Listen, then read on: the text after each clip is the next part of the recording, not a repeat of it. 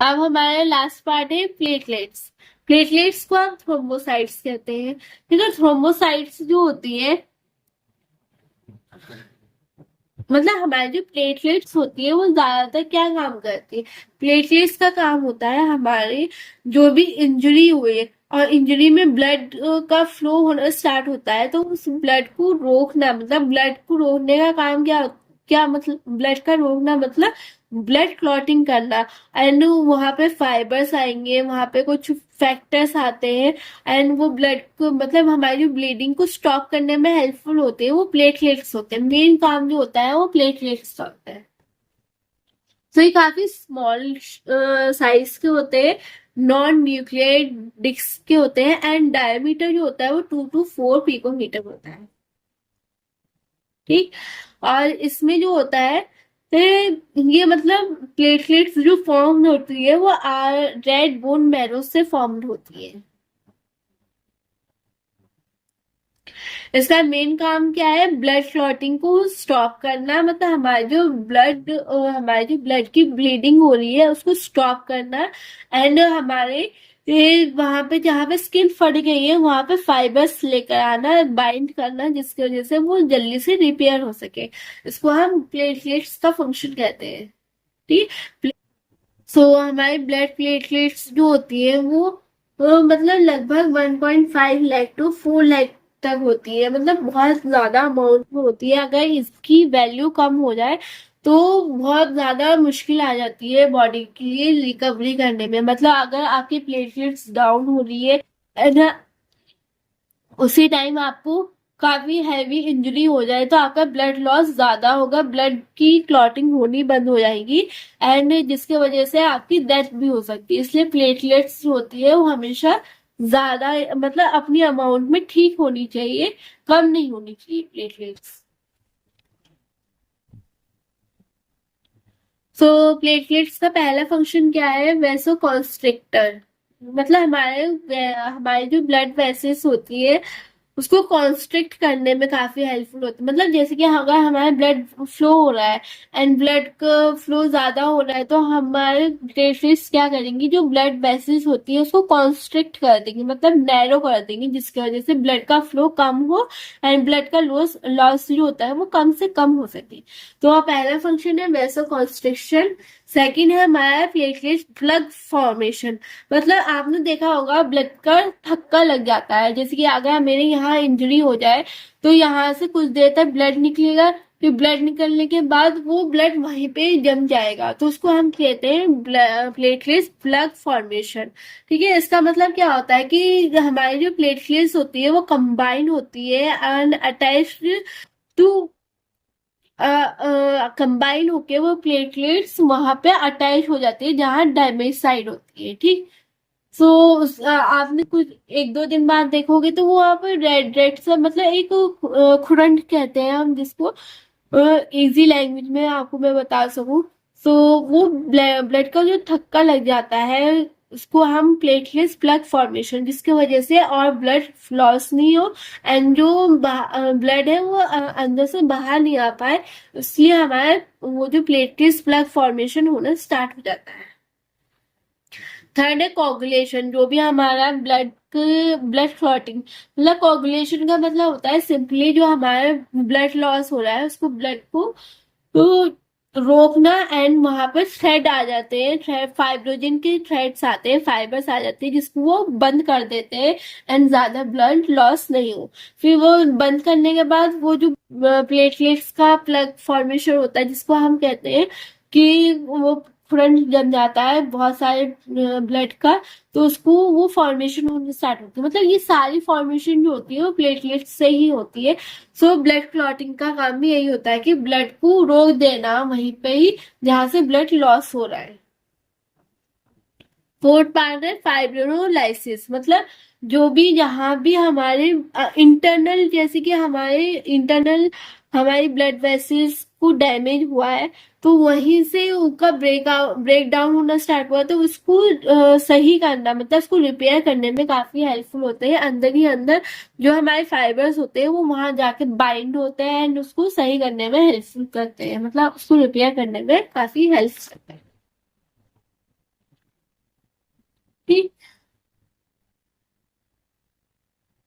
मैं अभी आपको पूरा ब्लड कोagulation कैसे होता है उसका पूरा प्रोसेस बताऊंगी।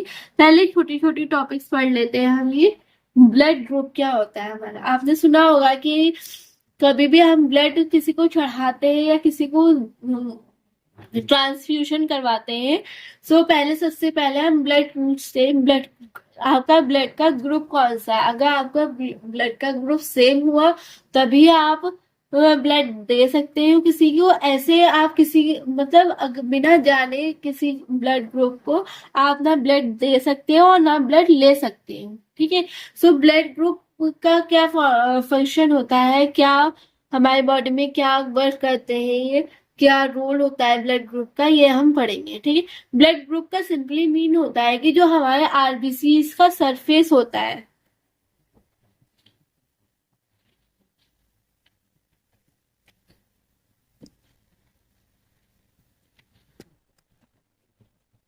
जैसे कि ये आरबीसी का सरफेस है और यहाँ पे जो हमारे एंटीजेंस प्रेजेंट होते हैं यहाँ यहाँ यहाँ, वो एंटीजेंस की हेल्प से ही हम डिफाइन कर सकते हैं कि जो हमारा ब्लड ग्रुप है वो कौन सा ब्लड ग्रुप है, ठीक है।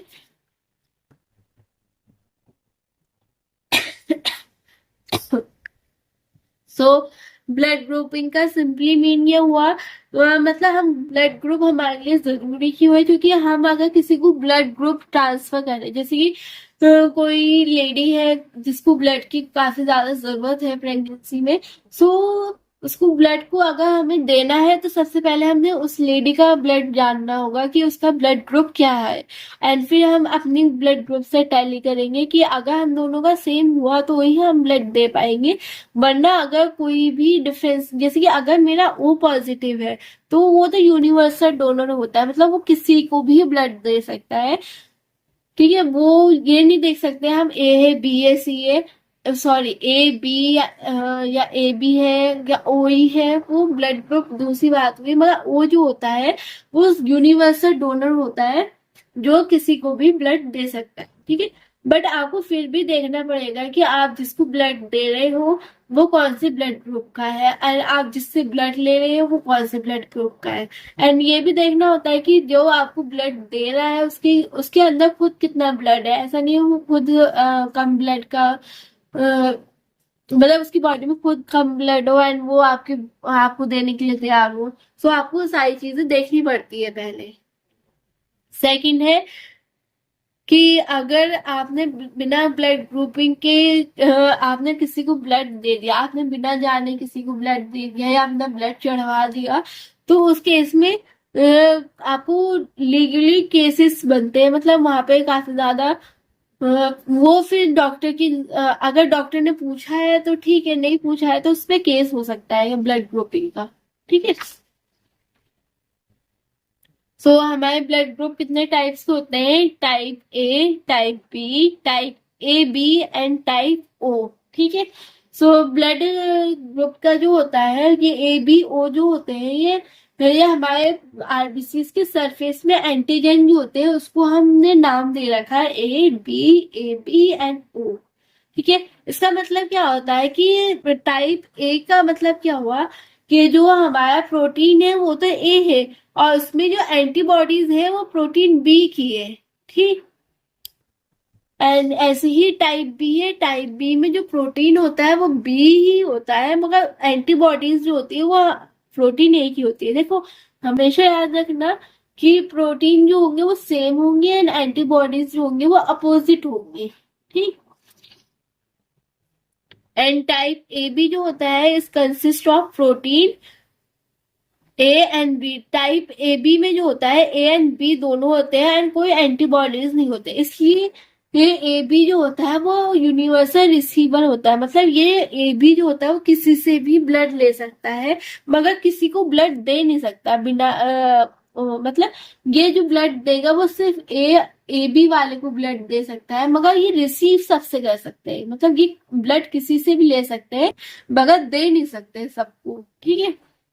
एंड क्यों, क्योंकि इसमें कोई भी एंटीबॉडीज नहीं होती है एंड प्रोटीन होते हैं ए एंड बी। कोई एंटीबॉडीज के ना होने की वजह से अगर कोई और हमने कोई और ब्लड का ट्रांसफ्यूजन कर दिया तो वो एक साथ पहचान नहीं पाएंगे कि ये यहाँ पे हुआ क्या। सो अगर एंटीबॉडीज नहीं होती है तो वो एक दूसरे से फाइट नहीं कर सकते हैं दो ब्लड ग्रुप। अब जैसे कि अगर आपने ए को बी कर दिया, बी को ए कर दिया, तो इनकी एंटीबॉडीज जो है वो अलग अलग है। तो ये एक दूसरे से फाइट करना स्टार्ट कर देंगे और एक दूसरे को ही किल कर जाएंगे, ठीक है।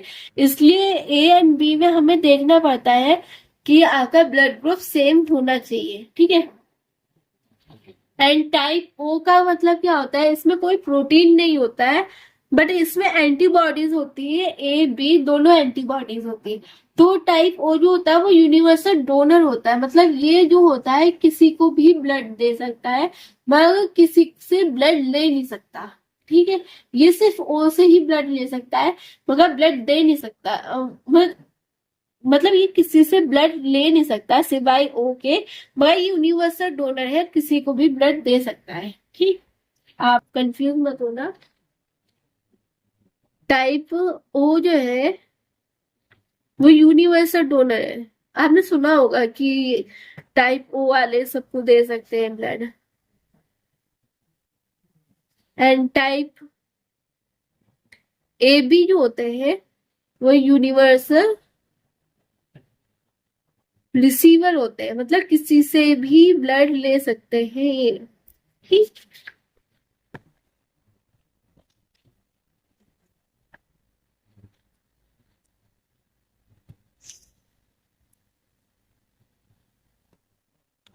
सो अब ब्लड ग्रुप में एक फैक्टर और आता है, वो आर एच फैक्टर होता है। मतलब आपने सुना होगा कि मेरा जो ब्लड ग्रुप है वो बी पॉजिटिव है, और किसी का सुना होगा आपने कि ओ नेगेटिव है, किसी का बी नेगेटिव है, किसी का ए पॉजिटिव है।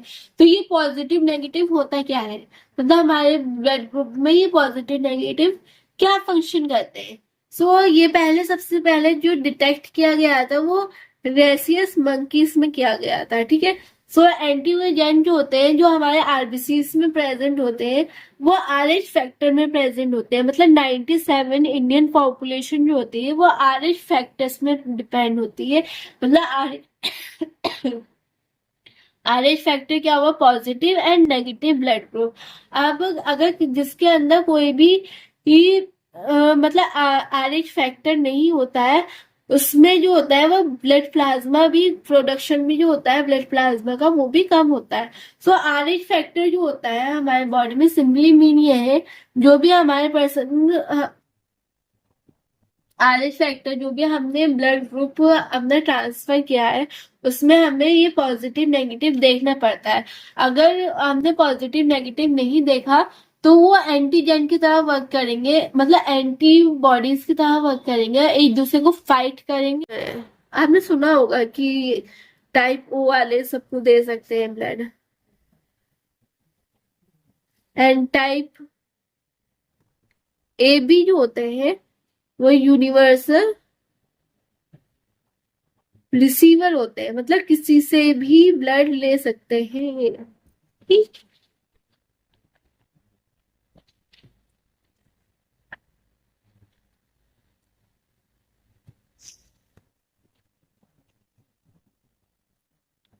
सो अब ब्लड ग्रुप में एक फैक्टर और आता है, वो आर एच फैक्टर होता है। मतलब आपने सुना होगा कि मेरा जो ब्लड ग्रुप है वो बी पॉजिटिव है, और किसी का सुना होगा आपने कि ओ नेगेटिव है, किसी का बी नेगेटिव है, किसी का ए पॉजिटिव है।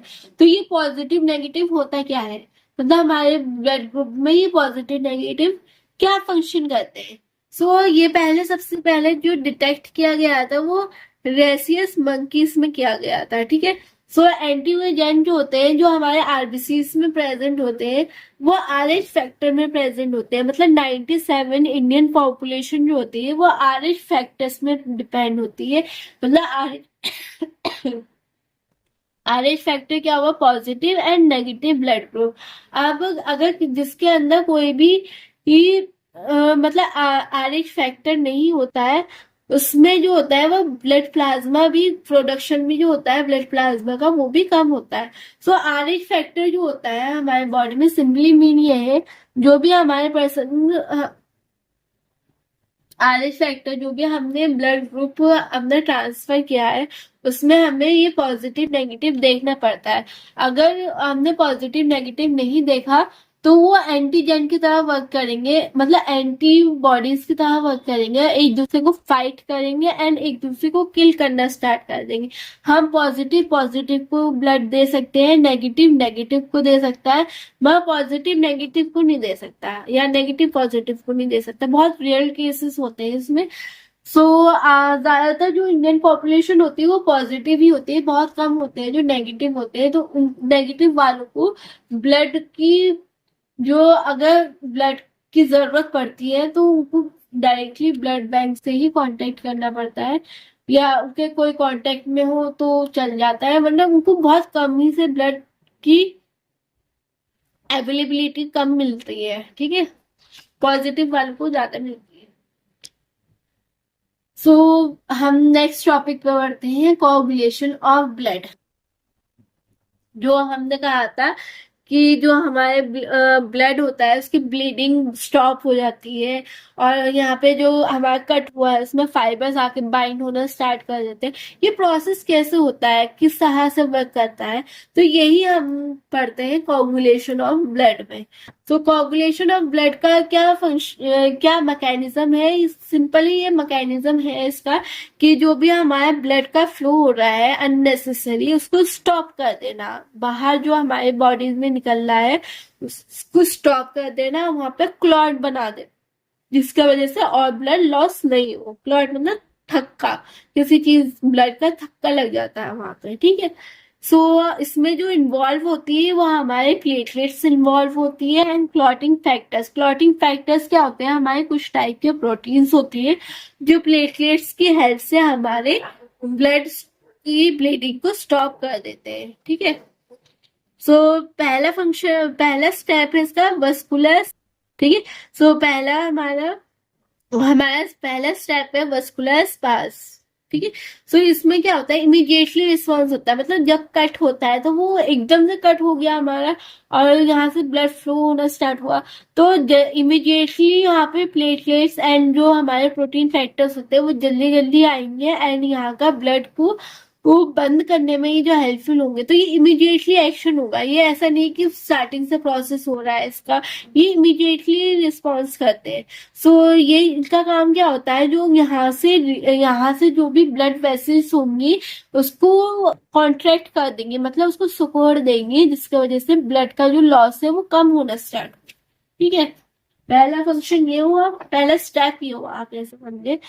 तो इसमें अगर जैसे कि हमारा जैसे कि आप सोचे कि प्लेटलेट्स कम है, तो डॉक्टर्स क्या करते हैं कि अगर हमारी प्लेटलेट्स कम है एंड वो जो कंस्ट्रक्शन है वो नहीं हो रहा है, कंस्ट्रक्शन नहीं हो रहा है, सो इसके लिए मेडिसिन दी जाती है, एक सेरोटोनिन एंड एंडोथेलियम। ठीक है, सो ये दवाई दी जाती है अगर हमारे ब्लड वेसल्स जो हो रही है वो कॉन्स्ट्रक्ट नहीं हो रही है और ब्लड लॉस ज्यादा हो रहा है।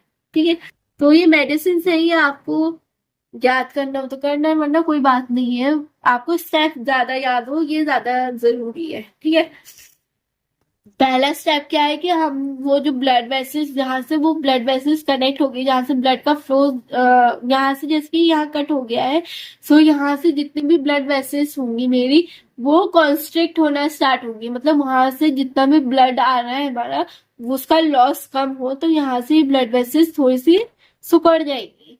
ठीक है, अब क्या होगा कि प्लेटलेट्स प्लग फॉर्मेशन, मैंने आपको बताया कि यहाँ पे जो भी फाइबर्स होंगे वो यहाँ आके इसको सिलना स्टार्ट करेंगे, इसको इस पर बाइंड हो जाएंगे इस तरह से एंड इसको बाइंड करके यहाँ पे एक ब्लड का प्लग लग जाएगा, मतलब एक देखो आप कहते हैं ना कि खून जम गया यहाँ पे, तो ये ब्लड का प्लग हो जाता है यहाँ पे, तो इसको हम क्या कहते हैं, प्लेटलेट्स प्लग फॉर्मेशन।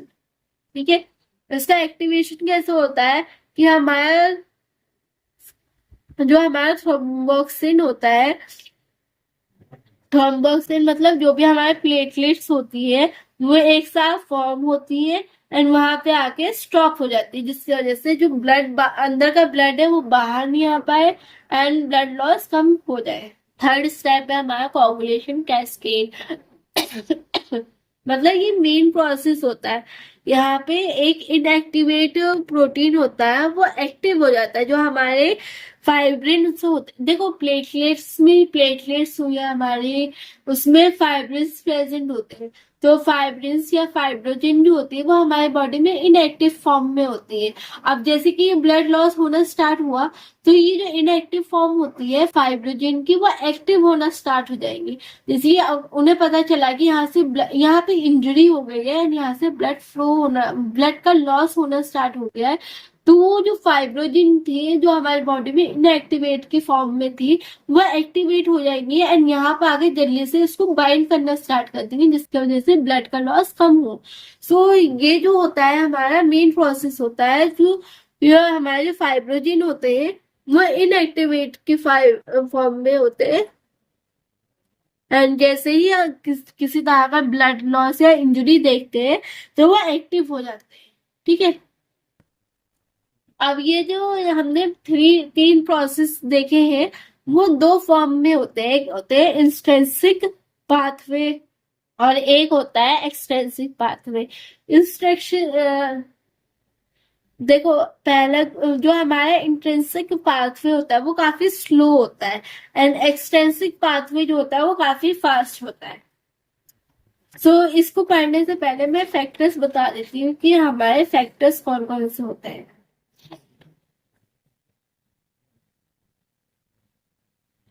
सो ये हमारे 10 फैक्टर्स है जो हमारी ये ब्लड को कोगुलेशन में या ब्लड स्टॉप, हमारी जो ब्लीडिंग होती है उसको स्टॉप करने में ये काफी हेल्पफुल होता है। और फैक्टर्स ही क्या होते हैं, हमारे प्रोटीन्स होते हैं, एक टाइप के प्रोटीन्स होते हैं जो प्लेटलेट्स के साथ मिलकर हमारी ब्लड लॉस को बंद करते हैं। ठीक है।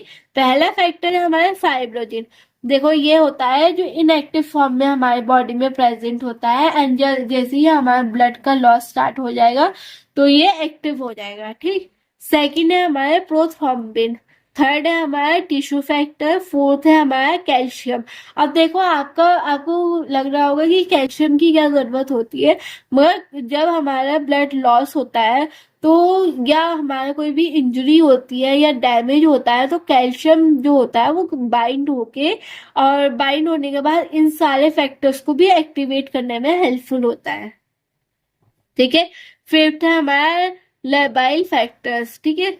सिक्स्थ है हमारा स्टेबल फैक्टर। सेवेंथ है हमारा एंटी हिपोफिल्स फैक्टर। नहीं, एट्थ है हमारा एंटी हीमोफिल्स फैक्टर्स। नाइन्थ है हमारा क्रिसमस फैक्टर्स एंड टेंथ है हमारा स्टॉर्टर पावर्स फैक्टर्स एंड 13 है हमारा फाइब्रिन स्टेबलाइजिंग फैक्टर्स। मतलब ये रोमन नंबर्स जो है वो काफी डिफरेंट है, बट इनके फंक्शंस, इनकी रोमन नंबर्स के अकॉर्डिंग इनके फंक्शंस रखे गए, नाम्स रखे गए।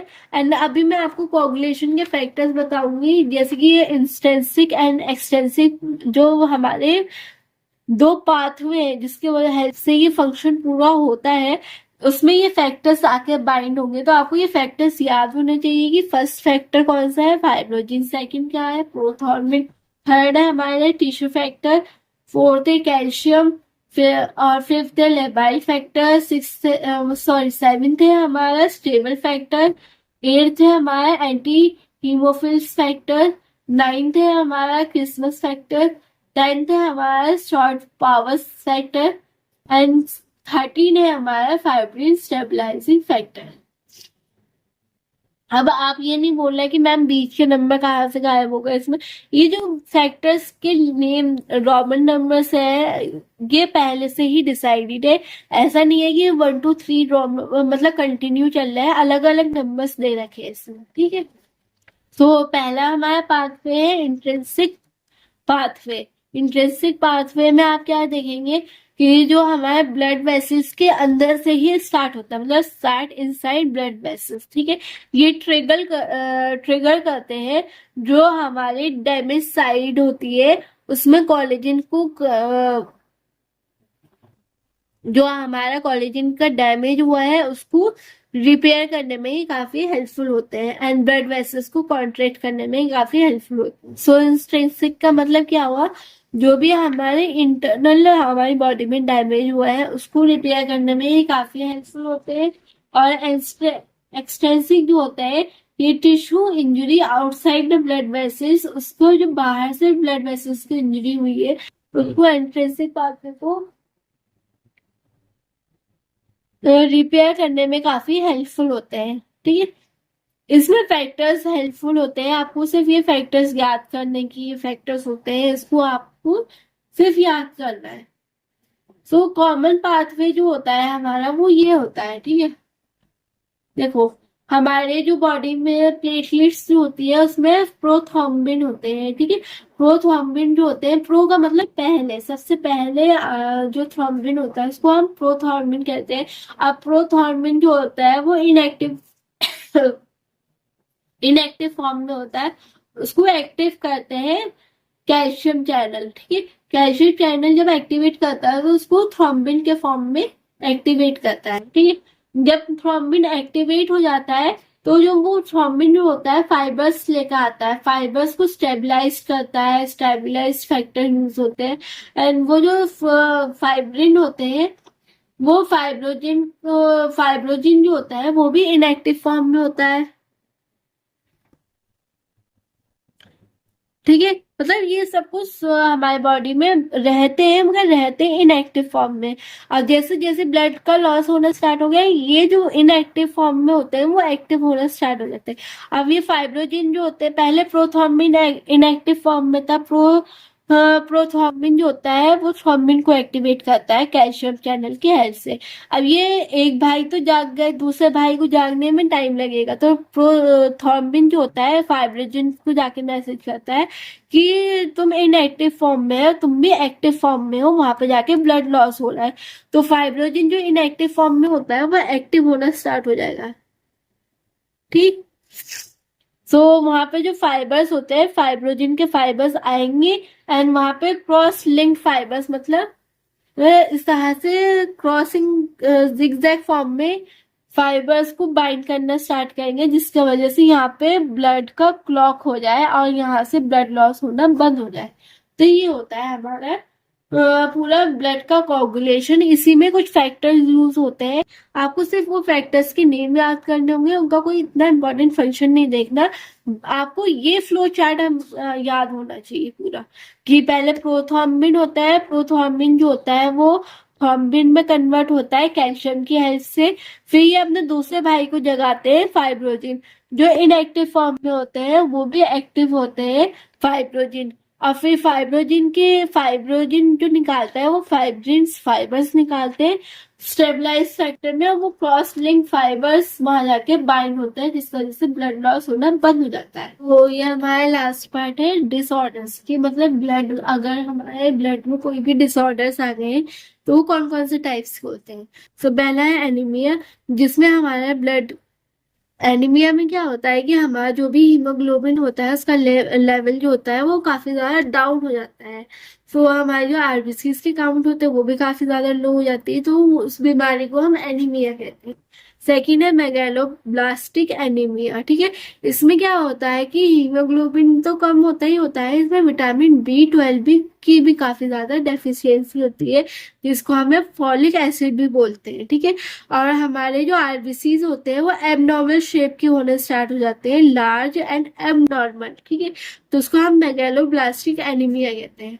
थर्ड है हमारा हमारा होता है सिकल सेल एनीमिया। ये आपने सुना होगा कि ये मेडलिन ने डिस्कवर किया था, फिर सिकल सेल एनीमिया। ठीक है, ये जेनेटिक डिसऑर्डर होता है जिसमें जो हमारा आरबीसी का शेप होता है वो काफी ज्यादा सुखड़ जाता है, मतलब सिकल मतलब काफी ज्यादा सुखड़ जाता है आरबीसी का सेल, एंड वो ब्लॉकेज करने में ब्लॉकेज कर देता है काफी ज्यादा ब्लड वेसल्स को। सो इसको हम सिकल सेल एनीमिया कहते हैं। फोर्थ है हमारा थैलासीमिया, ठीक है। ये इनहेरिटेंट डिसऑर्डर होता है। मतलब ये जो होता है इसमें डिफेक्टिव प्रोडक्शन, मतलब हमारा जो हीमोग्लोबिन की प्रोडक्शन हो रही है वो ही बेकार होती है, काफी ज्यादा डिफेक्टिव होती है, इसलिए इसको हम इनहेरिटेंट डिसऑर्डर कहते हैं, ठीक है। फिफ्थ है हमारा हीमोफीलिया। हीमोफीलिया में जो होता है हमारे ब्लड क्लॉटिंग होना ही बंद हो जाती है, मतलब ब्लड वेल जो हमारी सॉरी, जो हमारे प्लेटलेट्स होते हैं वो अपना काम सही से नहीं कर पाते। एंड अगर मेरे यहाँ पे इंजरी हो गई एंड उसका ब्लड लॉस होता ही चला जाएगा, होता ही चला जाएगा, उसका ब्लड रुकेगा ही नहीं, वो प्रोलॉन्ग ब्लीडिंग होती चली जाएगी, तो उस बीमारी को हम हीमोफीलिया कहते हैं। सो हमने ये पूरा चैप्टर कंप्लीट कर दिया है ब्लड का। आपको कोई भी डाउट हो तो आप मुझे कमेंट सेक्शन में लिख देना, मैं आपका डाउट क्लियर कर दूंगी। एंड जब तक के लिए take care, bye bye, Tata.